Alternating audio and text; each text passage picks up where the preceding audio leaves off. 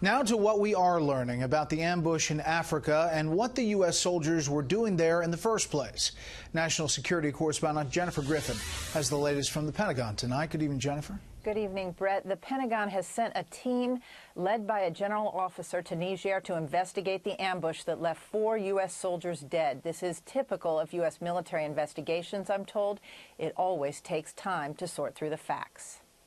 October 4th, 2017, 12 U.S. soldiers accompanied 30 troops from Niger on a routine meeting with village elders in Tonga Tonga in the remote desert border between Niger and Mali, 125 miles north of the capital, Niamey. The American Green Berets traveled by convoy in unarmored military vehicles, just as they had done 29 times without incident over the past 6 months. The soldiers were ambushed after they were already in their vehicles after leaving the meeting. An estimated 50 jihadists riding motorcycles, toting rocket-propelled grenades and machine guns, sprayed their convoy with gunfire.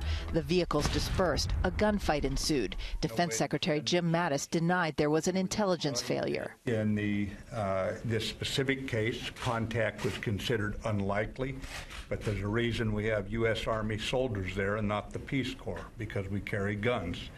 And so it's a reality. 30 minutes later, armed French Mirage jet fighters arrived and the militants scattered. A French helicopter flew the American wounded back to the capital. A contractor collected the 3 Americans killed in action.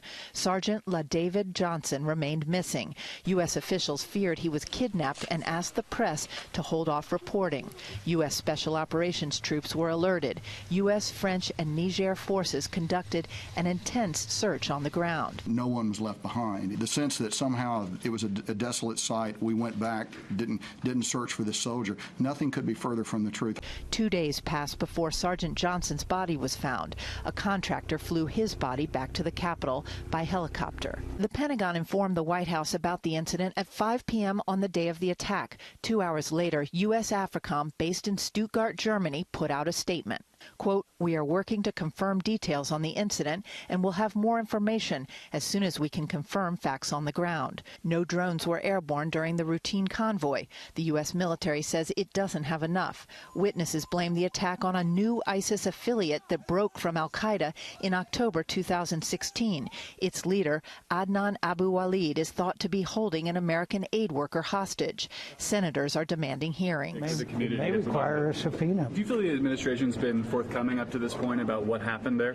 Of course not. The delay, as much as the non-disclosure, is a cause for very grave concern.